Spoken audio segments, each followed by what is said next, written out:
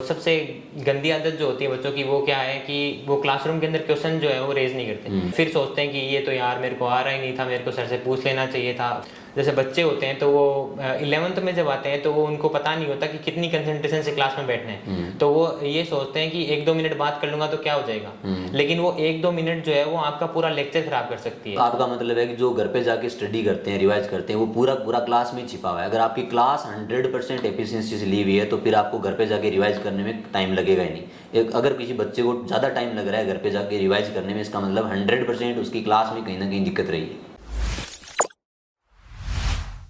नमस्कार साथियों, मैं गौरी शंकर स्वामी गुरु कृपा के इस बेहतरीन प्लेटफॉर्म पर आपका हार्दिक अभिनंदन करता हूं। नीट 2023 जिसमें 20 लाख से भी अधिक विद्यार्थी शामिल हुए। हम दावे के साथ कह सकते हैं नीट में सफल विद्यार्थियों के अलावा लाखों स्टूडेंट्स और भी हैं जिन्होंने पहले दिन से अंतिम दिन तक मन से जी जान से मेहनत की है, लेकिन फिर भी उनका सपना अधूरा रह गया। अतः यह तो साफ है कि डॉक्टर बनने के लिए केवल मेहनत करना ही काफी नहीं है। सफल विद्यार्थियों में मेहनत के अलावा कुछ तो अलग है जिसमें बाकी चूक गए। यही जानने के लिए हम आपको गुरु कृपा के उस कोहिनूर से इंट्रोड्यूस करवाने जा रहे हैं जिसने नीट 2023 में 720 में से 700 मार्क्स हासिल कर AIR 243 रैंक के साथ गुरु कृपा तथा अपने पेरेंट्स को गौरवान्वित महसूस करवाया है। बेटा, सबसे पहले हम आपकी उस इंटरेस्टिंग जर्नी के बारे में जानना चाहते हैं जिसने आपको इस डेस्टिनेशन तक पहुंचाया। सबसे पहले आप सभी को नमस्कार और thank you sir for my introduction. तो 5th-6th क्लास तक तो मेरा कोई सब्जेक्ट वैसे तो मेरा फेवरेट कोई सब्जेक्ट था नहीं, लेकिन जैसे ही मैं 9th-10th में आया तो मेरे को ऐसे लगने लगा कि मैं इंजीनियर बनूंगा। लेकिन मेरे मम्मी पापा जो थे उनको स्टार्टिंग से यही था कि इसको डॉक्टर बनवाना है। तो 9th-10th में ऐसे होता है कि आपको मतलब इंटेलेक्चुअल चीज़ें जो स्किल से रिलेटेड जो चीज़ें होती है उनके अंदर आपको इंटरेस्ट डेवलप होने लग जाता है। तो आप ये सोचते हैं कि जो स्किल से रिलेटेड चीज़ें हैं वो जो चीज़ें हैं वो IT सेक्टर में IIT सेक्टर में ज़्यादा आती है। तो मैंने भी यही सोचा कि 9th-10th के अंदर मेरे को IIT करनी चाहिए, लेकिन मेरे जो पेरेंट्स थे उनका जो ड्रीम था कि पहले से ड्रीम था कि मेरे को डॉक्टर बनाना है। तो उन्होंने यही मुझे कहा कि हमारा जो है ड्रीम है कि तुझे डॉक्टर बनाना है। तो मैंने मेरी मम्मी का ड्रीम फॉलो करने के लिए 11th के अंदर मैंने बायो सब्जेक्ट चूज़ किया और आज मैं मेरी मम्मी की वजह से यहाँ पर हूँ। तो बेटा, यहाँ तक की तो जर्नी आपकी सब्जेक्ट चूज करने की थी जिसमें सबसे बड़ा रोल जो है आपके पेरेंट्स का रहा, लेकिन बायो चूज करने के बाद आपके दिमाग में सबसे पहले आया होगा कि प्री मेडिकल एग्ज़ाम के लिए आपको कौन सी इंस्टीट्यूट जो है वो चूज़ करनी चाहिए। तो आपके इस नीट में फाउंडेशन के लिए आपने गुरु कृपा को ही क्यों चूज़ किया, इसके पीछे की क्या कहानी है? तो मैंने गुरु कृपा को इसलिए चूज़ किया क्योंकि मेरे जो पापा थे उनके एक फ्रेंड है जिनका जो बेटा है वो विद 12th गुरु कृपा से सेलेक्ट हुआ। उन्होंने ये बताया कि सीकर में बेस्ट इंस्टीट्यूट जो है वो गुरु कृपा है। गुरु कृपा की टीचर स्टाफ जो फैकल्टी है वो मतलब बेस्ट है सीकर के अंदर, इसलिए उन्होंने मुझे गुरु कृपा के अंदर डाला। बेटा, आपने तो अपने ड्रीम को अचीव कर लिया, आप तो डॉक्टर बन जाओगे, लेकिन आपके जैसे और भी बहुत सारे स्टूडेंट हैं जिनका मन से सपना था कि वो डॉक्टर बने। उन्होंने जी जान से मेहनत की थी, लेकिन फिर भी उनका सपना अधूरा रह गया। तो आज की अपनी जो मुलाकात है मेनली इसी पॉइंट पे रहेगी कि आपके क्या स्ट्रेटेजीज थी जिनकी वजह से आप जो है वो उनसे अलग हो गए। आपने जो है नीट क्रैक कर दिया लेकिन वो नहीं कर पाए। तो जैसा कि आप जानते हो कि किसी भी स्टूडेंट की जो जर्नी है वो क्लासरूम से स्टार्ट होती है। बहुत सारे बच्चों की कंप्लेन होती है, बहुत सारे बच्चे प्रॉब्लम लेके आते हैं कि सर हम जब क्लास में जाते हैं तो 1.5 घंटे में हम 100% कंसंट्रेशन के साथ जो स्टडी है वो नहीं कर पाते, हम आउटपुट नहीं ले पाते। क्योंकि वो जो बच्चा होता है वो स्कूल से अचानक से जब कोचिंग इंस्टीट्यूट में आता है तो स्कूल में 45 मिनट का पीरियड होता है, लेकिन वहीं जो क्लासरूम का ड्यूरेशन है वो कोचिंग में जो है 1.5 घंटे का होता है। तो आपकी क्या स्ट्रेटजीज थी क्लासरूम में बैठने की, किस तरह से आप क्लास को अटेंड करते थे और क्या क्या पॉइंट जो होते हैं जिसकी वजह से बच्चे का आउटपुट है वो खराब हो सकता है, तो उनको शेयर कीजिए। तो सबसे पहले मैं आपको बताना चाहूँगा कि जब बच्चा स्कूलिंग से कोचिंग में आता है तो उसके लिए एकदम अलग एनवायरनमेंट होता है। एकदम अलग एनवायरनमेंट होता है कि जो 1.5 घंटे की क्लास आने लग जाती है, 45 मिनट की जो क्लास है उसका ड्यूरेशन लगभग क्या पूरा ही डबल हो जाता है। तो मतलब बच्चे को ऐसा लगता है कि मतलब ये जो टीचर है वो बोर करेगा, लेकिन ऐसा कुछ नहीं होता है। कोचिंग के अंदर जो टीचर होता है वो ज़्यादा फ्रेंक होते हैं बच्चों के साथ, जो स्कूलिंग के टीचर की बजाय। तो आपको ये करना होता है कि 10 से 15 दिन का टाइम तो आपको लगेगा ही लगेगा, कि आपको वो कंटिन्यूटी मेंटेन करने के लिए 10 से 15 दिन का टाइम तो आपको लगेगा ही लगेगा। अब मान लीजिए कि अगर आप 7 बजे उठ रहे थे, सुबह 7 बजे उठ रहे हैं, लेकिन आपको अगर अगले दिन ही बोल दिया जाए कि तुम्हारी कोचिंग जो है वो 6 बजे से, तो आप 5:30 बजे या फिर 5 बजे उठने लग जाएंगे, लेकिन वो तब तक कंटिन्यूटी में नहीं आएगा जब तक आप उसको रोजाना नहीं करेंगे। बिल्कुल सही बात है। तो आपको उसको 10 से 15 दिन अगर आप उसको कंटिन्यूटी में लेकर आ जाएंगे तो वो चीज़ आपके साथ लगातार होने लग जाएगी। सही है।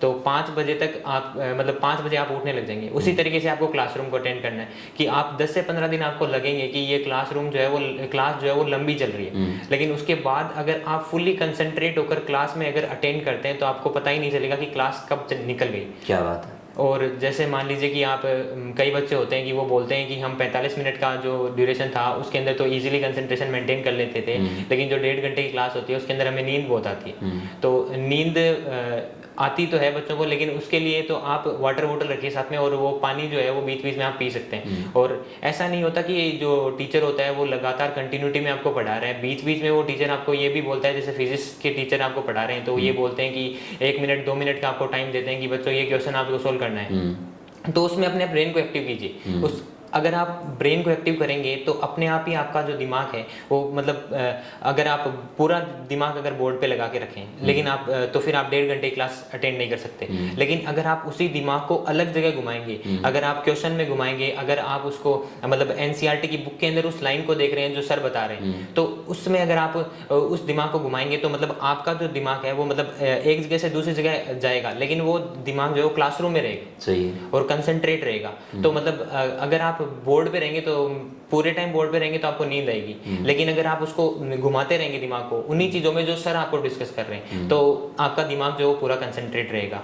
और सबसे गंदी आदत जो होती है बच्चों की वो क्या है कि वो क्लासरूम के अंदर क्वेश्चन जो है वो रेज नहीं करते, फिर सोचते हैं कि ये तो यार मेरे को आ रहा ही नहीं था, मेरे को सर से पूछ लेना चाहिए था। फिर आपको मतलब ये होता है कि रिग्रेट फील होता है कि सर से पूछ लेना चाहिए था। तो सर आपके कोई दुश्मन नहीं है, सर आपको पढ़ाने के लिए आए हैं, सर आपको बताने के लिए आए हैं। आप एक बार नहीं आ रहा, 2 बार नहीं आ रहा, 3 बार आप सर को पूछ सकते हैं। फिर तो जैसे मान लीजिए कि क्लास का ड्यूरेशन होता है और जो टाइम वगैरह होता है वो लिमिटेड होता है, तो सर को भी अपना सिलेबस जो कंप्लीट कराना होता है, तो आप बाहर भी सर से पूछ सकते हैं। लेकिन आप उसी दिन जिस दिन वो क्लास थी उसी दिन अगर आप उस डाउट को क्लियर करेंगे तो आगे वो डाउट आपको आएगा नहीं। और जो बच्चों की ये होती है कि जो टीचर जो क्लास में पढ़ा रहे हैं उस टोन में वो रीड नहीं करते हैं, तो आपको टीचर जिस टोन में पढ़ा रहे हैं उसी टोन में आपको घर पे भी रीड करना है। जैसे आपको टीचर जो है वो कई चीज़ लिखवाते तो कम है, लेकिन आपको बताते ज़्यादा है। तो उसी चीज़ को मैं तो क्या करता था, जो सर एक्स्ट्रा बात बताते थे वो हम पेंसिल से लिख लेते थे। जैसे केमिस्ट्री में बहुत सारी चीज़ें होती हैं जो मतलब बच्चे सोचते हैं कि ये एक्सेप्शन है, इनको रटना पड़ेगा, लेकिन उनके भी रीज़न होते हैं, और वो रीज़न जो है वो आपको तब पता चलेंगे जब आप टीचर्स की बातों को ध्यान से सुनेंगे। और टीचर्स की बातों को ध्यान से सुन के आप उनको नोटबुक में नोट डाउन करेंगे, और नोटबुक में नोट अगर आप मान लो नोटबुक से लगातार पेंसिल में रफ लिखते जा रहे हैं तो आपका कंसंट्रेशन भी इम्प्रूव होता है, एज वेल एज आप उन चीज़ों को भी समझ जाते हैं जो क्लास में स्किप हो जाती है, लेकिन घर पे जाने के बाद अगर लिखी होती है तो उनको अपन पकड़ सकते हैं। ये बहुत अच्छी स्ट्रेटजी है। और जैसे आप वो चीज़ें मतलब ऐसे तो नहीं है कि वो परमानेंट रह जाएगी, क्योंकि पेंसिल जो होती है वो 5-6 महीने बाद रफ होने लग जाती है। लेकिन वो चीज़ें आप अगर कंटिन्यू नोट्स के साथ रिवाइज करेंगे तो वो आपको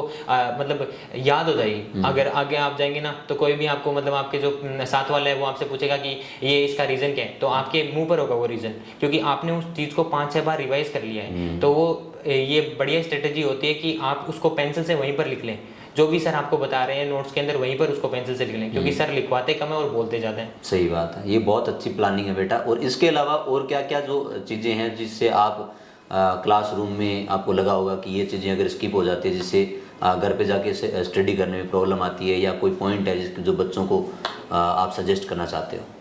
जैसे बच्चे होते हैं तो वो 11th में जब आते हैं तो वो उनको पता नहीं होता कि कितनी कंसंट्रेशन से क्लास में बैठना है, तो वो ये सोचते हैं कि 1-2 मिनट बात कर लूंगा तो क्या हो जाएगा, लेकिन वो 1-2 मिनट जो है वो आपका पूरा लेक्चर खराब कर सकती है। इसलिए आप 1-2 मिनट उस टाइम पे कम से कम बात मत कीजिए जिस टाइम पे सर आपको समझा रहे हैं। सर समझा रहे हैं तो आपको समझना है, सर लिखवा रहे हैं तो आपको लिखना है। बीच में सर टाइम देते हैं आपको, मतलब ऐसे नहीं है कि पूरी क्लास में मतलब एंगेज करके रखते हैं कि पूरी क्लास में आपको 1.5 घंटे बैठे हो तो यहाँ पर मतलब बंद के बैठे रहो, ऐसे आपको कोई एंगेज करके नहीं रखता है। आपको खुद से बैठना है, क्योंकि आप खुद के लिए तैयारी करने आए। सर आपको ऐसे नहीं कह रहे हैं कि आप डॉक्टर बनने हो, हमारी कोचिंग में हो, पढ़ने हो, लेकिन आपको खुद के लिए तैयारी करनी है, तो आपको खुद से सर की बातों पे ध्यान देना पड़ेगा। इसलिए आपको कंसंट्रेशन तो पूरा रखना ही है। मतलब इतना विजन तो क्लियर होना ही चाहिए कि आप क्लासरूम में क्यों बैठे हो।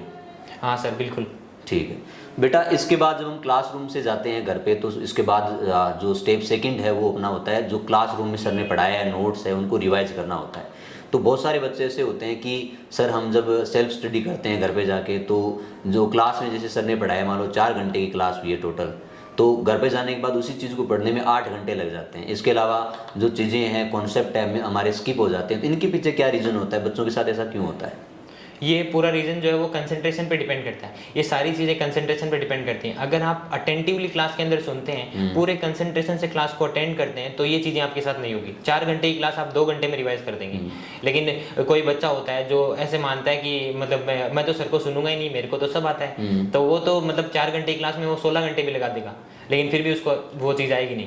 कि मतलब आपका मतलब है कि जो घर पे जाके स्टडी करते हैं, रिवाइज करते हैं, वो पूरा पूरा क्लास में छिपा हुआ है। अगर आपकी क्लास 100% एफिशिएंसी से ली हुई है तो फिर आपको घर पे जाके रिवाइज करने में टाइम लगेगा ही नहीं। अगर किसी बच्चे को ज़्यादा टाइम लग रहा है घर पे जाके रिवाइज करने में, इसका मतलब 100% उसकी क्लास में कहीं ना कहीं दिक्कत रही है। ये सर क्लास में उसकी दिक्कत है, क्योंकि वो क्लास में अगर ध्यान से पढ़ लेता, अगर वो क्लास में उसी चीज़ को क्लियर कर लेता, तो फिर उसको घर पे जाने की पढ़ने की मतलब ऐसे नहीं है कि स्कूलिंग में क्या करते हैं बच्चे, स्कूलिंग में मतलब एग्जाम आती है तब बच्चे पढ़ते हैं। हाँ। लेकिन जब क्लास चल रही थी तब भी तो वो सर तो पढ़ा रहे थे, लेकिन वो पढ़ नहीं रहे थे। लेकिन फिर भी उन्होंने क्लास में कितना भी कंसंट्रेशन दिया हो, उसके बेसिस पे वो बीच में जो मिड टर्म टेस्ट आते हैं, जितने भी टेस्ट आते हैं, उनको वो अटेम्प्ट कर देते हैं। ऐसे नहीं कि मतलब लास्ट में जब फाइनल एग्जाम होती है तब तो सब पढ़ने बैठते हैं, लेकिन जब स्टार्टिंग में जब कंसंट्रेशन के बेसिस पे वो टेस्ट दे लेते हैं, तो मतलब कंसंट्रेशन का इतना इंपॉर्टेंट रोल है। जब स्कूलिंग में इतना इंपॉर्टेंट रोल है तो कोचिंग में तो उससे बहुत ज्यादा होगा। और क्या क्या चीज़ें हैं जो स्टडी रूम से रिलेटेड, या जब आप क्लासरूम के बाद जब जाके आप घर पे रिवाइज करते हो चीज़ों को, तो आपके साथ प्रॉब्लम आई है और आपको लगता है कि ये प्रॉब्लम स्किप करने की वजह से वो बाद में बहुत बड़ा प्रॉब्लम जो है बन सकता है? तो सबसे पहले तो मैं ये बताऊंगा कि आप जब स्टडी रूम पे जाते हैं तो आपको रोज का काम रोज करना होता है, कभी भी काम को इकट्ठा नहीं करना होता। अगर आप काम को इकट्ठे करते जाते हैं, जैसे आपको सर ने आज मॉड्यूल दिया, उसमें आपको 15 क्वेश्चन दिए, तो आप वो 15 क्वेश्चन कर नहीं रहे हैं, उनको कल के लिए छोड़ रहे हैं, और जो फिर अगले दिन आपको 15 क्वेश्चन और दिए, फिर उनको कल के लिए छोड़ रहे हैं, तो मतलब आपके 30 क्वेश्चन हो गए। लेकिन अगर आप उसी दिन उस क्वेश्चन को कर लेते तो आपके अभी तक 15 क्वेश्चन ही होते हैं। और तो लेकिन जो बच्चे होते हैं वो क्या करते हैं, वो ये सोचते हैं कि मैं नोट्स को ज़्यादा रिवाइज करूंगा और क्वेश्चन जो है वो मतलब बाद में भी कर लूँगा। लेकिन आपको हर चीज़ को साथ में लेके चलना होता है। और स्टडी रूम पे जैसे बच्चों का एक कॉमन डाउट होता है कि आप जो पढ़ने बैठते हैं तो आपके दिमाग में अलग अलग थॉट्स आते हैं। तो उसके लिए तो बेस्ट जो चीज़ है वो है कि जैसे मान लीजिए अपने स्टडी पैटर्न्स को आप चेंज कीजिए। जैसे आप बैठ के पढ़ रहे हैं, बायोलॉजी है, वो ज़्यादातर बच्चे जो होते हैं वो मतलब रीडिंग मारते हैं, उसकी लर्न करते हैं उसको। तो लेकिन अगर आप उसको लर्न करते वक्त आपके दिमाग में कोई थॉट आ रहा है तो आप उसको लिख के याद करने लग जाए। ऐसे ज़रूरी नहीं है कि बायोलॉजी है उसको लिख के याद नहीं किया जा सकता, और ऐसा ज़रूरी नहीं है कि फिजिक्स को आप ऐसे पढ़ नहीं सकते कॉन्सेप्ट्स को, ये भी जरूरी नहीं है। तो मतलब अगर आप कोई भी आपका अगर फिजिकली अगर आप एक्टिव होंगे ना, तो मेंटली अपने आप ही आप उस जगह पे आ जाएंगे। तो अगर आप बैठ के पढ़ रहे हैं और आपको रीड मार रहे हैं, लर्न कर रहे हैं, तो अगर आपको ऐसे लग रहा है कि मेरा दिमाग यहाँ नहीं, मैं फिजिकली प्रेजेंट हूँ पर मेंटली प्रेजेंट नहीं हूँ, तो उसके लिए आपको मतलब कॉपी और पेन लेके बैठना पड़ेगा और मतलब अपने आप को लिखना पड़ेगा कि मैंने कितना याद किया, क्या किया। एक रफ स्केच आप लिख सकते हैं बायो के अंदर। और फिजिक्स जो होती है उसके अंदर तो पूरा प्रैक्टिस पे डिपेंड करता है। प्रैक्टिस जो होती है वो जैसे क्वेश्चन प्रैक्टिस करते हैं तो किसी के भी दिमाग में कोई थॉट नहीं आता कि मतलब 2 into 4 करना है तो 8 ही आएगा।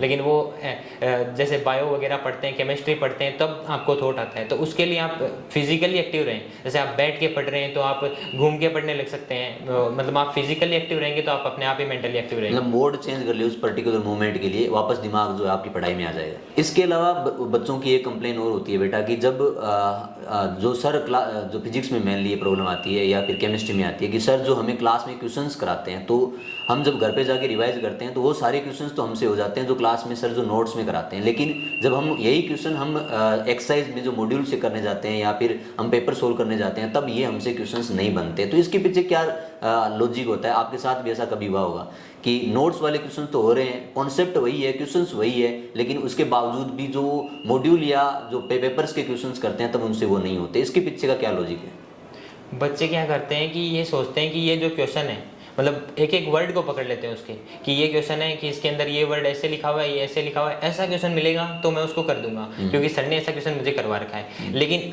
रियलिटी में क्वेश्चन जो होता है वो आपको सेम नहीं मिलता, आपको कॉन्सेप्ट सेम मिलता है। तो आप कॉन्सेप्ट्स को ढूंढिए, आप क्वेश्चन को मत ढूंढिए। अगर आप क्वेश्चन को ढूंढने लग जाएंगे तो आपको शायद, मेरे को लगता है कि होम असाइनमेंट में सेम क्वेश्चन आपको मिलेगा भी नहीं। और जैसे एग्जाम एक्सरसाइज वगैरह होती है उनके अंदर हर बार आपको लैंग्वेज चेंज करके मिलती है, लेकिन कॉन्सेप्ट सेम होता है। कॉन्सेप्ट अगर आप ध्यान में रखेंगे, ऐसे क्वेश्चन को रटने बैठ जाएंगे, क्वेश्चन को ध्यान में रखेंगे कि ये लैंग्वेज आएगी तो मैं इसमें ये फॉर्मूला यूज करूंगा, या फिर ये लैंग्वेज आएगी तो ये फॉर्मूला मैं यूज करूंगा। लेकिन अगर आप कॉन्सेप्ट्स को ध्यान में रखेंगे ना तो आपके क्वेश्चन भी हो जाएंगे और आपकी क्वेश्चन प्रैक्टिस भी अच्छी हो जाएगी। आपका मतलब है कि जैसे सर के नोट्स जो होते हैं उनके अंदर तो बच्चे जो है सर के अकॉर्डिंग ढल जाते हैं, उनके अंदर फेमिलियर हो जाते हैं, तो उनकी लैंग्वेज को समझने लग जाते हैं। लेकिन क्वेश्चंस बहुत अलग अलग लैंग्वेज में बन सकते हैं, तो कभी भी आप लोग जो है लैंग्वेज पे मत जाइए, कॉन्सेप्ट के क्वेश्चन के अंदर कॉन्सेप्ट ढूंढने की कोशिश करें। अगर आप कॉन्सेप्ट पे जाएंगे तो कॉन्सेप्ट आपके वैसे ही क्लास में क्लियर हो जाते हैं, तो आप जैसे ही आपको कॉन्सेप्ट पता चलेगा तो आप उसका सॉल्यूशन भी ढूंढ सकते हैं। तो कभी भी लैंग्वेज जो है उसके ऊपर ध्यान ना दें, ज़्यादा जो है उसके कॉन्सेप्ट पे ध्यान देने की कोशिश करें, है ना। इसके अलावा और क्या क्या पॉइंट्स है, जैसे बच्चे जो होते हैं क्या होता है अपने यहाँ दो तरह का सिनेरियो चलता है। एक तरह तो क्या होता है, अचानक से कॉन्सेप्ट चल रहे हैं, मैकेनिज्म चल रही है, उनको अपन समझ रहे हैं, चलते चलते अचानक से 20 से 30% जो कंटेंट है वो मेमोराइज करने का आ जाता है। तो वहाँ बच्चों को बहुत दिक्कत आती है कि हम सर कॉन्सेप्ट तो समझने लग जाते हैं, अच्छे से उसमें मज़ा आता है पढ़ने में, लेकिन उससे फिर अचानक से चीज़ें याद करने को आती है तो फिर हमारा इंटरेस्ट वापस से ख़राब हो जाता है, या फिर हम बार बार चीज़ें भूल जाते हैं। तो उसके लिए क्या करते थे आप जब चीज़ें मेमोराइज करने वाली आती थी? तो मैं मेमोराइज करने वाली चीज़ों के लिए ऐसा था कि मेरे स्टडी रूम था उसके अंदर मैं एक वाइट बोर्ड रखता था। तो मैं जो चीज़ें मेरे को मेमोराइज करनी होती थी उन चीज़ों को मैं बोर्ड पे लिख लिया करता था। जैसे मेरे को कल कोई चीज़ मेमोराइज करनी है तो मैं उनको बोर्ड पे लिख लिया करता था, और फिर मतलब एक रफ आइडिया लिख लिया करता था, मतलब टॉपिक का नेम हो गया, उसका जो मतलब रफ स्केच हो गया वो मैं लिख लिया करता था। फिर उस चीज़ को मैं अपने दिमाग में सोचता, और फिर मेरे को अगर वो चीज़ याद नहीं आती तो मैं नोटबुक खोल के उस चीज़ को देख लेता था। तो मतलब आप भी ये फॉलो कर सकते हैं, या फिर अगर आप जैसे कई बच्चे होते हैं वो उनको कोई चीज़ याद नहीं रहती तो पेज में लिख के और फिर उनको चिपका देते हैं दीवार पे, तो वो भी आप फॉलो कर सकते हैं। लेकिन सबसे ज़्यादा इंपॉर्टेंट है कि अगर आपको कोई चीज़ याद नहीं हो रही तो आपको मल्टीपल टाइम उसको पढ़ना है। आपका तरीका चाहे कोई भी हो, आपको उसको मल्टीपल टाइम पढ़ना है। लेकिन जैसे मान लीजिए कि कोई बच्चा है उसको एक बार पढ़ने में याद हो रहा है, कई को 2-3 बार पढ़ने में, कोई 5-6 बार याद पढ़ने में भी उसको याद नहीं हो रहा है, लेकिन आप तब तक पढ़िए जब तक आपको याद नहीं हो रहा। मतलब माइनर का जो ड्यूरेशन होता है उसमें आपको मतलब 12 डेज मिलते हैं, तो 12 डेज के अंदर आप मैक्सिमम जितना बार रिवाइज कर सकते हैं उतनी बार आप रिवाइज कीजिए। आप ये मान के पढ़िए कि ये मेरे को मतलब आगे आएगा तो मैं इसको भूलूंगा ही नहीं, मेरे को ये पूरा याद होना चाहिए, क्योंकि आज का जो माइनर है वो कल का आरटीएस होगा। मतलब जैसे गुरु कृपा एक शेड्यूल देती है, तो माइनर जो होता है वो 15 डेज का शेड्यूल होता है उसके अंदर, और आरटीएस जो होता है वो पीछे का रिवीजन टेस्ट होता है। तो उस हिसाब से आज अगर आप माइनर को एकदम अच्छी तरीके से याद कर लेंगे तो आरटीएस जो होता है उसके अंदर आपको दिक्कत बिल्कुल भी नहीं आएगी। क्या बात है। तो मोहित जो है इसकी स्ट्रेटजी मेमोराइज करने की ये थी कि ये तो बोर्ड पे चीज़ों को लिख लेता था, उसके बाद उसको मल्टीपल टाइम रिवाइज करता था, उसके बाद उसको जो है क्लियर करके फिर खुद से दोबारा लिखता था बोर्ड पे पूरा, और इस तरह से ये मेमोराइज करता था। लेकिन आप भी जो है देखो, मेमोराइज करना का एक ही, किसी भी स्टूडेंट से आप पूछ लो, मेमोराइज करना एक ही पैटर्न होता है, उसको मल्टीपल टाइम रिवाइज करो, बार बार रिवाइज करो। इसके लिए आप जो है दीवार पे प्लेस कार्ड्स को यूज कर सकते हो, लिख के आप दीवार पे जो है व्हाइट पेज चिपका सकते हो, लेकिन एक ही इसका पैटर्न एक ही है कि आपको मल्टीपल टाइम रिवाइज करना पड़ेगा। ठीक है बेटा। इसके अलावा जब आप जैसे मान लो आज आपकी क्लास हुई, आप उसके बाद घर जाके उसको रिवाइज करते हो, तो क्या आप जो पीछे का जो जैसे आपके पीछे की जो क्लासेज है उनको रोज अपन आप साथ साथ लेके चलते थे, कैसे रिवाइज करते थे उनको? भाई बहुत सारे बच्चे ऐसे होते हैं कि सर हमें आज का तो हम पढ़ लेते हैं लेकिन हमें लगता है कि पीछे वाला जो हम भूल रहे हैं, तो उसके लिए आपकी क्या स्ट्रेटजी थी? तो मतलब माइनर का जो शेड्यूल होता है वो 12 डेज का होता है। मतलब कोई जो आप अगर कोई दूसरे इंस्टीट्यूट में पढ़ रहे होंगे तो आपका ज़्यादा का भी हो सकता है, कम का भी हो सकता है, लेकिन जो शेड्यूल होता है उसके अकॉर्डिंग अगर आप जितना आपको टाइम मिल रहा है उसमें आप जितनी बार उस चीज़ को पढ़ सकते हैं। आप ये मान के पढ़िए कि मेरे को ये दोबारा याद नहीं करनी पड़े, मेरे को अभी ये पूरी याद हो जाए। तो ये मान के आप पढ़ेंगे तो आप कम से कम भी, अगर आपका 12 दिन का शेड्यूल आ रहा है तो कम से कम भी आप 5 से 6 बार उस चीज़ को उसी टाइम में पढ़ लेंगे। मतलब आप जितनी बार पढ़ सकते हैं। मैं मतलब ये है कि मैं 5 से 6 बार उस चीज़ को पढ़ लेता था आराम से। लेकिन कई बच्चे होते हैं वो सोचते हैं कि यार ये तो 5 से बार पढ़ लेता था। कई मतलब ये भी होते हैं कि वो 12 के 12 दिन पूरी चीज़ को रिवाइज भी करते थे। मतलब ऐसे भी बच्चे होते हैं। लेकिन आपकी जो स्ट्रेटजी है, जिस स्ट्रेटजी से आपको लर्न हो रहा है उस स्ट्रेटजी को आप फॉलो करें। और मैं तो 5 से 6 बार उस चीज़ को रिवाइज करता था। मतलब जितनी मैक्सिमम टाइम आप रिवाइज करेंगे ना, वही चीज़ आपको उतनी ज़्यादा याद रहेगी। स्टेप सेकंड के बाद बेटा अब अपन आते हैं स्टेप थर्ड पे, जिसमें नीट में एनसीईआरटी का बहुत बड़ा रोल होता है। तो बहुत सारे बच्चों की कंप्लेन होती है कि सर बायो की एनसीईआरटी तो हमें बताइए पढ़नी ही होती है, इसके अलावा फिजिक्स केमिस्ट्री में हमें एनसीईआरटी पढ़नी चाहिए या नहीं पढ़नी चाहिए। बायो की एनसीईआरटी में भी जो कॉन्सेप्चुअल चीज़ें होती हैं उनको हम कैसे पढ़ें, मेमोराइज करने वाली चीज़ें उनको हम कैसे पढ़ें, कैसे हम बायो को जब जितनी बार पढ़ें तो उसको जो है समराइज करते जाएं कि अगली बार जो है हम रिवाइज करें आरटीएस में या मेजर में, और इसके अलावा जो डीटीएस है उनमें, तो कम से कम टाइम में उसको रिवाइज कर सकें। तो आपकी क्या स्ट्रेटेजी थी एनसीईआरटी पढ़ने की बायो की, फिजिक्स की, केमिस्ट्री की, तो वो आप शेयर कीजिए। तो बायो में तो एनसीईआरटी जो होती है वो सबसे ज़्यादा इंपॉर्टेंट होती है, क्योंकि सभी को पता है कि आज जो मतलब 2-3 साल से जो पेपर है वो डायरेक्टली एनसीईआरटी से आ रहे हैं। एनसीईआरटी की लैंग्वेज अगर आपको नहीं आती तो आप पेपर के अंदर क्वेश्चन अटेम्प्ट नहीं कर पाएंगे। तो उसके लिए तो सबसे ज़्यादा इंपॉर्टेंट होता है कि एनसीईआरटी में जो मैकेनिज्म बेस्ड चीज़ें होती है उनके लिए तो आपको नोट्स पढ़ना जो है वो मस्ट है। अगर आप नोट्स नहीं पढ़ेंगे तो आपको एनसीईआरटी लर्न नहीं होगी डायरेक्ट। तो अगर आप नोट्स को मल्टीपल टाइम अगर पढ़ते हैं, मतलब मल्टीपल ज़्यादा भी नहीं पढ़ें, 2 या 3 बार अगर आप नोट्स को एकदम अच्छे से पढ़ें, 2 या 3 बार, फिर उसके बाद अगर आप एनसीईआरटी पे जाएंगे तो एनसीईआरटी आपके एकदम क्लियर हो जाएगी कि ये एनसीईआरटी में ये बात बोल रहा है, ये बात बोल रहा है। बस आपको उसकी लैंग्वेज को देखना पड़ेगा। और कई बार होता है कि बच्चे जो होते हैं वो एनसीईआरटी के चैप्टर्स तक लिमिट कर जाते हैं कि मतलब इतना ही पढ़ूंगा मैं, आगे नहीं पढ़ूंगा, और समरी जो होती है उसको स्किप कर देते हैं। लेकिन समरी में कई ऐसी बातें होती है जो पूरे चैप्टर में नहीं होती, वो समरी के अंदर होती है। तो उन चीज़ों को आपको हाईलाइट करना होता है। ऐसा नहीं कि आप पूरी समरी पढ़ने बैठ गए, क्योंकि चैप्टर तो आपका पूरा कंप्लीट हो चुका है। तो अगर आपके पास टाइम नहीं है तो उन चीज़ों को आप हाईलाइट कीजिए जो सिर्फ समरी में है, चैप्टर में नहीं है। तो वो चीज़ें आपकी मतलब हाईलाइट हो जाएगी। तो आप सिर्फ उन चीज़ों को पढ़ेंगे जो आपने पहले जो पढ़ रखी थी वो दोबारा मतलब नहीं पढ़ पाएंगे, लेकिन जो चीज़ें एक्स्ट्रा है वो आप पढ़ लेंगे। तो उन चीज़ों को हाईलाइट कीजिए जो समरी में एक्स्ट्रा है, बस उन्हीं चीज़ों को आप हाईलाइट कीजिए। और कई बार होता है कि जैसे बच्चे बोलते हैं कि फिजिक्स की एनसीईआरटी कैसे पढ़नी चाहिए, केमिस्ट्री कैसे पढ़नी चाहिए। तो केमिस्ट्री में इनऑर्गेनिक की केमिस्ट्री जो होती है उसकी जो एनसीईआरटी होती है वो सबसे ज़्यादा इंपॉर्टेंट होती है। और ऑर्गेनिक की एनसीईआरटी जो होती है उसमें रिएक्शन सबसे ज़्यादा इंपॉर्टेंट होती है। मतलब अभी जो 2023 का जो पेपर था उसके अंदर जो फिजिकल है उसके अंदर से भी 12th की जो फिजिकल है उसमें भी जो क्वेश्चंस है वो थ्योरेटिकल आए थे, लेकिन वो आपके कवर हो जाते हैं नोट से। लेकिन जो इनऑर्गेनिक और ऑर्गेनिक है उनकी एनसीईआरटी आपकी मस्ट है। 2 से 3 बार आप उनको मतलब ऐसे पढ़ें कि आप उनको पहली बार पढ़ रहे हैं। 2 से 3 बार, जैसे मान लो कि आपने पहली बार पढ़ा तो आपको ऐसे लगेगा कि ये मतलब ये जो एनसीईआरटी है वो तो सर पढ़ा रहे हैं, वो नोट से आ रही है। लेकिन अगर आप उसको 2 से 3 बार पढ़ेंगे तो आपको नई नई चीजें उसके अंदर मिलने लग जाएगी कि ये नोट्स में नहीं है, ये मैं ऐड कर सकता हूँ, या फिर ये मैं अंडरलाइन कर सकता हूँ, ये मैं हाईलाइट कर सकता हूँ। और जैसे एनसीईआरटी में अगर आपको कोई चीज़ याद नहीं होती है तो उस चीज़ को ही अगर आप हाईलाइट कर लेंगे तो वो उस चीज़ का आपका मल्टीपल रिवीजन होगा। और अगर आप जो होते हैं कई बार जैसे बच्चे होते हैं वो क्या करते हैं कि जो चीज़ उनको याद हो रही है, इजीली याद हो रही है, उसका तो आप मल्टीपल टाइम रिवाइज कर लेंगे उस चीज़ को, लेकिन जो चीज़ याद नहीं हो रही उसको वो छोड़ देंगे। तो वो चीज़ आपको छोड़नी नहीं है, उस चीज़ को आपको उस चीज़ को याद करना है जो आपको याद नहीं हो रही, उस चीज़ को आप अंडरलाइन कीजिए जो आपको याद नहीं हो रही। तो इसके लिए आप मतलब आपको पता चल जाएगा, आपके माइनर टेस्ट वगैरह होते हैं, आरटीएस वगैरह होते हैं, तो आपको पता चल जाएगा कि आप गलती कहाँ कर रहे हैं। तो उस चीज़ को आप वैसे अंडरलाइन कीजिए और उसको पढ़िए, क्योंकि आपको पता है कि इसमें तो मेरी गलती हो रही नहीं है, तो उसको पढ़ने से ज़्यादा फायदा आपको होगा नहीं। और जो टिपिकल लाइंस होती है एनसीईआरटी में उन्हीं से ज़्यादातर क्वेश्चन बन के आते हैं, इसलिए आप उन्हीं को पढ़ें जो आपसे नहीं हो रही है। उनको बार बार पढ़ने से कोई मतलब नहीं है, जो आपको ईजिली याद हो रही है। मोहित के कहने का मतलब ये है कि एनसीईआरटी जो है इसमें आपको पढ़ने का तरीका जो होता है उसमें ये नहीं है कि आप 100% पहले ही एनसीईआरटी पे आ जाए, आप नोट्स को भी उतना ही प्रीफर करें। आपको अपने आप धीरे धीरे पता चलने लग जाएगा कि अब मुझे नोट्स पढ़ने की ज़रूरत नहीं है। आप एनसीईआरटी में जो कॉन्सेप्चुअल चीज़ें उनको पहले जो क्लासरूम के नोट्स है उसमें सर ने किस तरह से किस पैटर्न में उसको समझाया उसको अच्छे से समझे।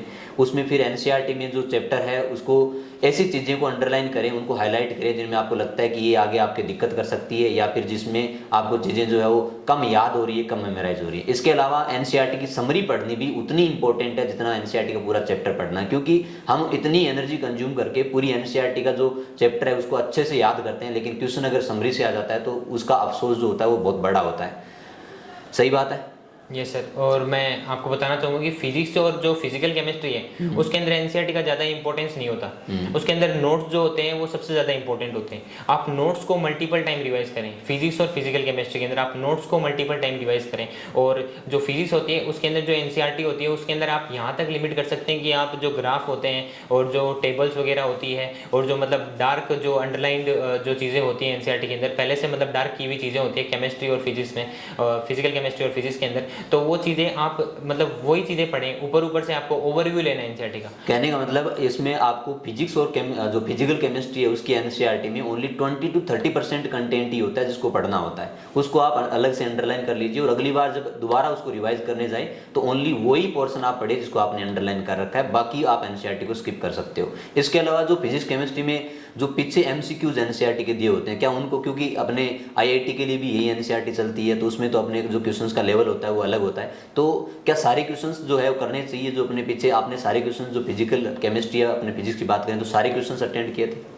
नहीं, मैंने मतलब सिर्फ जो इंटेक्स्ट क्वेश्चन होते थे सिर्फ मैंने वही क्वेश्चन किए थे, क्योंकि इंटेक्स्ट क्वेश्चन जो होते हैं वो मतलब बच्चा जो होता है एनसीईआरटी पढ़ तो लेता है, मेडिकल का बच्चा जो होता है वो भी एनसीईआरटी पढ़ता है और जो इंजीनियरिंग का बच्चा होता है वो भी एनसीईआरटी पढ़ता है, लेकिन जो इंटेक्स्ट क्वेश्चन होते हैं, इंटेक्स्ट जो क्वेश्चन होते हैं ना वही क्वेश्चन वो दोनों बच्चे एक साथ पढ़ेंगे। जैसे मान लीजिए कि आप कोई चीज़ आ गई बीच में तो वो चीज़ ही तो आप पढ़ेंगे बीच में, तो बीच में कोई चीज़ आ रही है उसको आप तो सब पढ़ेंगे, लेकिन अगर जो लास्ट में चीज़ आ रही है उसको तो मेडिकल का बच्चा स्किप भी कर सकता है, लेकिन बीच में जो चीज़ आ रही है उसे सब पढ़ेंगे। तो वो चीज़ इंटेक्स्ट क्वेश्चन जो होती है उससे जो नीट में आने के चांसेस जो होते हैं वो ज़्यादा होते हैं। और सबसे बढ़िया तो ये है कि आप जो फिजिक्स या फिजिकल केमिस्ट्री होती है उसके अंदर आपको जो एनसीईआरटी एग्जाम एक्सरसाइज है उसके अंदर आप एनसीईआरटी एग्जाम एक्सरसाइज को सोल्व कर लीजिए, क्योंकि वो आपके लिए बनाई गई है, नीट के लिए वो बनाई गई है, वो ऐसे नहीं कि उसमें आईआईटी लेवल के क्वेश्चन आपके लिए डाल दिए गए हैं। तो सबसे ज़्यादा इंपॉर्टेंट तो यही होता है कि आपको पहले पता होना चाहिए कि नीट के लिए क्या इंपॉर्टेंट है और आईआईटी के लिए क्या इंपॉर्टेंट है। सही बात है। अगर आप कंटेंट को बढ़ा देंगे, वो क्लासरूम नोट से अगर मैच कर रहे हैं क्वेश्चंस तो वो नीट के लेवल के, और अगर आपको लगता है कि इसमें कॉन्सेप्ट बहुत हाई लेवल का जा रहा है तो वो फिर वो आईआईटी के लिए बनाए हुए हैं।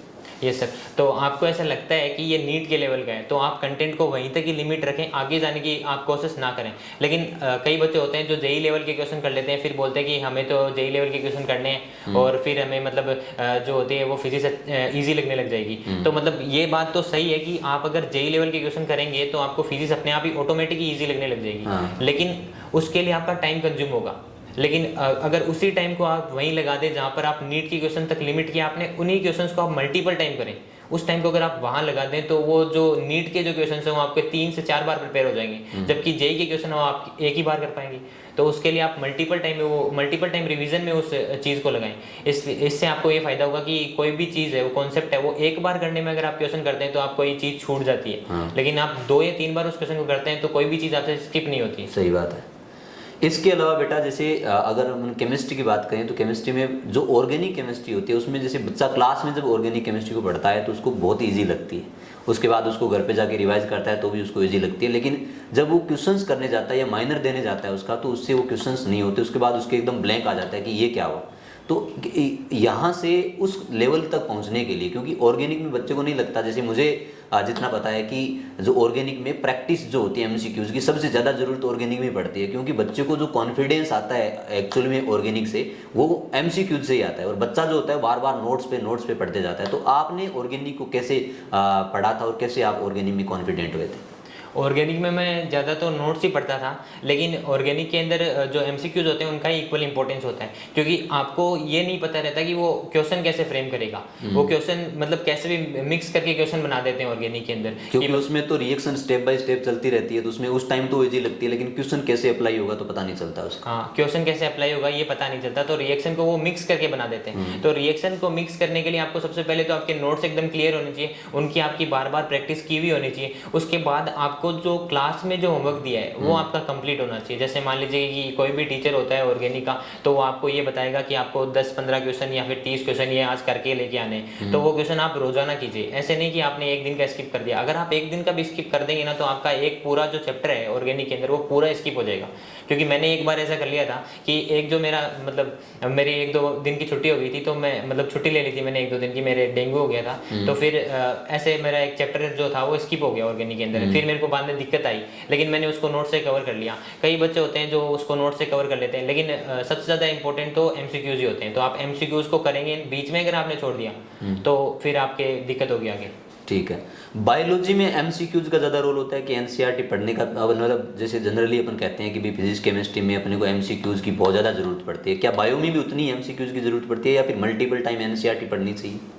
बायो में आपको एमसीक्यूज की ज़्यादा ज़रूरत नहीं होती, एग्जाम एक्सरसाइज के क्वेश्चन जो होते हैं उनकी आपको ज़्यादा ज़रूरत होती है, क्योंकि एग्जाम एक्सरसाइज के क्वेश्चन होते हैं वो बार बार रिपीट होते हैं बायो के अंदर। और एनसीईआरटी अगर आप पढ़ रहे हैं तो आपको ये तो पता चल ही रहा है कि ये क्वेश्चन इस लाइन से फ्रेम कर रहे हैं, इस लाइन से फ्रेम हो रहा है क्वेश्चन, तो वो तो आपको पता चल ही रहे हैं। एनसीईआरटी के क्वेश्चन तो आपके साथ साथ एनसीईआरटी पढ़ रहे हैं तब आपके सोल्व हो रहे हैं, और एग्जाम एक्सरसाइज में आपको नए क्वेश्चन भी मिल रहे हैं कि ये इस तरीके से भी फ्रेम कर सकता है, तो उसके अंदर आप एग्जाम एक्सरसाइज के क्वेश्चंस को ज़्यादा प्रायोरिटी दें। और एग्जाम एक्सरसाइज के क्वेश्चंस में भी अगर आप एक क्वेश्चन है तो उसके अंदर आप 4 क्वेश्चन ढूंढें कि ये क्वेश्चन है तो इसका आंसर ये है, इसका ऑप्शन ये है, तो ये ऑप्शन इसका क्यों नहीं है, ये ऑप्शन है इससे क्या रिलेशन है, ये ऑप्शन है इसकी क्या लाइन थी एनसीईआरटी में, तो वो सारी चीज़ें आपको पता होनी चाहिए। अगर आप एग्जाम एक्सरसाइज के क्वेश्चन को इस तरीके से सोल्व करते हैं कि वो एक क्वेश्चन नहीं वो 5 क्वेश्चन है, तो आप जो होते हैं वो एग्जाम एक्सरसाइज को एकदम परफेक्टली कर पाएंगे, और मतलब आपको ज़्यादा क्वेश्चन प्रैक्टिस की जरूरत भी नहीं पड़ेगी। तो बेटा आपने बहुत अच्छे से एक्सप्लेन किया कि एनसीईआरटी को कैसे पढ़ना चाहिए, कैसे हमें जो एमसीक्यूज है वो सोल्व करना चाहिए, और उनका क्या रोल है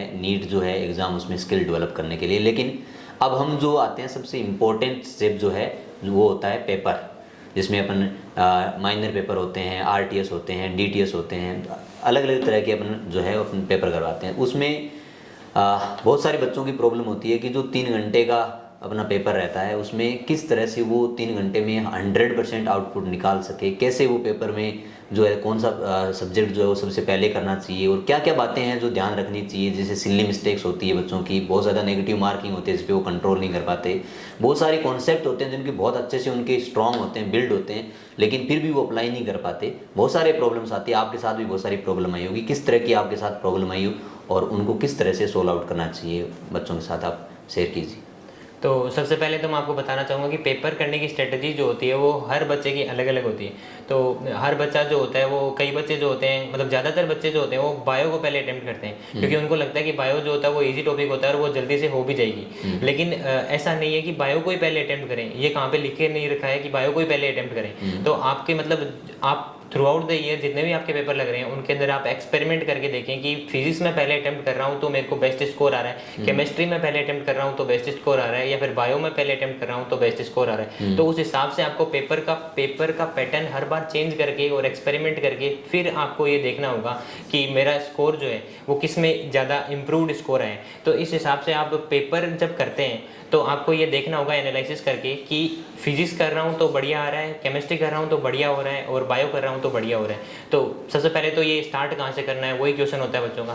फिर उसके बाद जैसे आप पेपर करते हैं तो आपकी सिली मिस्टेक्स बहुत ज़्यादा हो जाती है, या फिर आप जो सोचते हैं वो क्वेश्चन नहीं, आपको मतलब जो पूछा होता है उसके अपोजिट आप काम कर जाते हैं। तो उससे ऐसे होता है कि कई क्वेश्चन होते हैं जिसमें आप ओवर एक्साइट हो जाते हैं, कई क्वेश्चन जो आपको आ रहे होते हैं उनमें आप ओवर एक्साइट हो जाते हैं, क्यों सिली मिस्टेक उसी क्वेश्चन में होती है जो आपको आ रहा होता है। तो उसके लिए आपको फुल कंसंट्रेशन एक नॉर्मल क्वेश्चन की तरह उसको अटेंड करना होता है। ऐसे नहीं कि आप उस क्वेश्चन को अटेम्प्ट कर रहे हैं तो आप ओवर एक्साइट हो रहे हैं। तो अगर आप ओवर एक्साइट होंगे तो 100% आपको सिली मिस्टेक आएगी, और अगर आप उसको नॉर्मल क्वेश्चन की तरह अटेम्प्ट करेंगे तो आपको सिली मिस्टेक्स के चांस एकदम जीरो तो नहीं कह सकते, लेकिन कम से कम 95% तक रिड्यूस हो जाएंगे। तो सिली मिस्टेक आपकी नहीं होगी। लेकिन उसके लिए आपको ये बनाना पड़ेगा कि मैं जो सिली मिस्टेक्स कर रहा हूँ उसके लिए मेरा रीज़न क्या है। रीज़न जो होता है, कई बच्चों का ओवर एक्साइटेशन होता है, कई बच्चों का ये होता है कि मैंने मतलब कैलकुलेशन मिस्टेक कर दी। तो आपको कैलकुलेशन जो होती है वो एकदम क्लियर करनी होती है पेपर के अंदर, और कैलकुलेशन को जैसे आप चेक कर सकें उस हिसाब से आप कैलकुलेशन को करें ताकि आपकी सिली मिस्टेक्स कम से कम होंगी। और बायो के अंदर आप फुल कंसंट्रेशन से अगर क्वेश्चन को पढ़ते हैं, वन टाइम रीडिंग स्ट्रेटेजी आप बनाएं कि एक बार मैं क्वेश्चन को पढ़ रहा हूँ तो पूरा कंप्लीट मेरा कंसंट्रेशन उस क्वेश्चन पे ही है। और कंप्लीट कंसंट्रेशन आपका अगर क्वेश्चन पे होगा ना तो आप जो होते हैं वो आपके जो सिली मिस्टेक्स होने के चांस होते हैं वो एकदम रिड्यूस हो जाते हैं।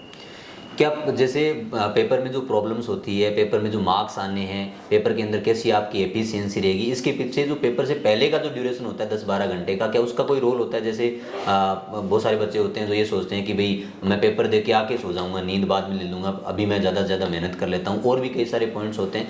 तो पेपर से पहले का जो 10-12 घंटे का ड्यूरेशन होता है जिसमें अपन सबसे ज़्यादा अच्छे से एफिशिएंसी मेहनत करते हैं, उसमें आप कैसे पढ़ते थे?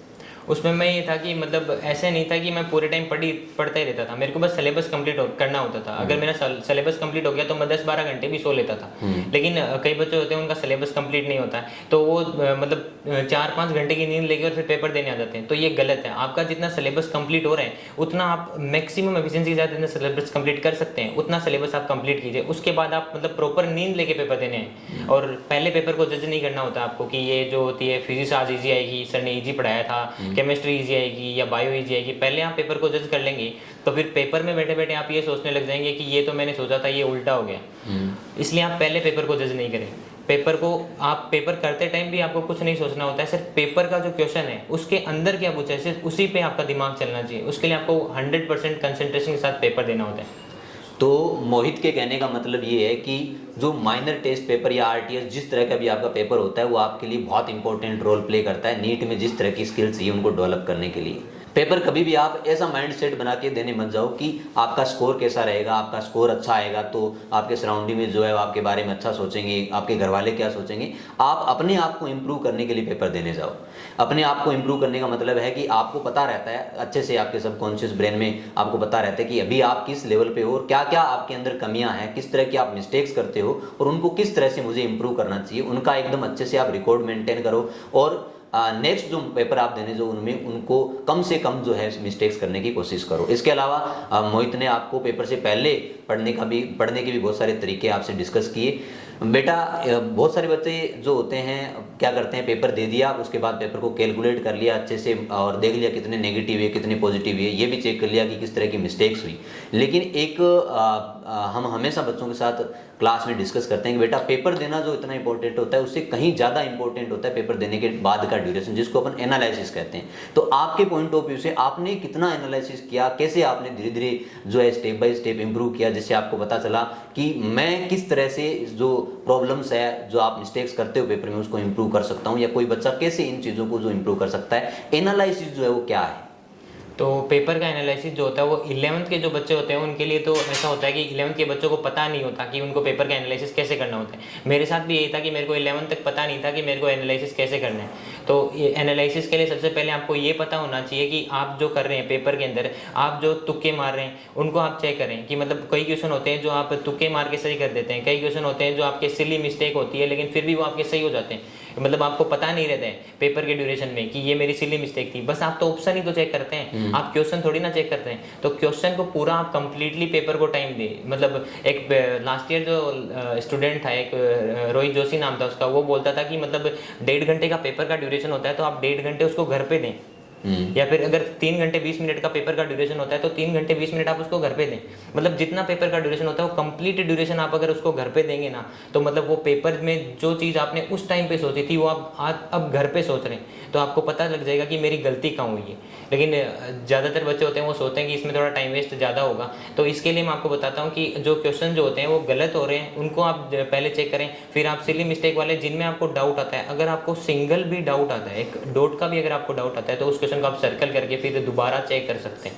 इसलिए आप जो होते हैं क्वेश्चन वही चेक करें जिसमें आपको ज़्यादा डाउट आता है, क्योंकि अगर आप पूरा पेपर करने लग जाएंगे तो आपको कई बच्चे होते हैं जिनको मतलब सभी क्वेश्चन में डाउट होता है तो वो तो पूरा पेपर सोल्व कर सकते हैं। लेकिन कई बच्चे होते हैं जो मतलब 600 के अराउंड स्कोर कर रहे हैं, 650 के अराउंड स्कोर कर रहे हैं, तो उन बच्चों के लिए ये है कि आप सिर्फ वही क्वेश्चन सोल्व करें जो आप मतलब आपको डाउट जिसमें आ रहा है। और कई बच्चे होते हैं जो 200 के अराउंड स्कोर कर रहे हैं, 300 के अराउंड स्कोर कर रहे हैं, तो उनको मतलब पूरा पेपर जो होता है उसके थ्रू गो थ्रू होना होता है।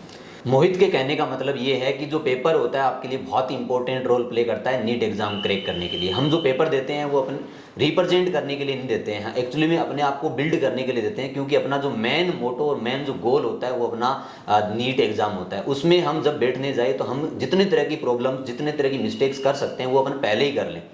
इसलिए इसके लिए सबसे जो इम्पोर्टेंट स्टेप होता है वो होता है एनालिसिस। आप हर एक पेपर के बाद उसको उतना ही ड्यूरेशन दे, जैसे आपका 1.5 घंटे का पेपर हो रहा है या 3 घंटे का पेपर हो रहा है तो उतना ही आप उसके एनालिसिस के लिए दे, और उसके लिए आप उसका एक एक चीज़ का जो है डाटा एनालिसिस करें, उसका जो है अच्छे से किस तरह की आप मिस्टेक्स करते हो उसको इम्प्रूव कैसे करना है उसका पूरे तरह से प्लानिंग बनाए, और उसके बाद आप नेक्स्ट पेपर देने जाए।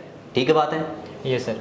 और जैसे कई बच्चे होते हैं जो पेपर देते टाइम उनके अंदर कॉन्फिडेंस नहीं होता कि मतलब ये तो मेरे को चीज़ आ रही नहीं है। तो कॉन्फिडेंस तभी डेवलप होगा जब आप चीज़ को बार बार पढ़ेंगे, और कॉन्फिडेंस डेवलप हो गया तो आप पेपर को एकदम अच्छे से अटेम्प्ट कर पाएंगे। तो सबसे ज़्यादा इंपॉर्टेंट तो पेपर देते टाइम कॉन्फिडेंस होता है।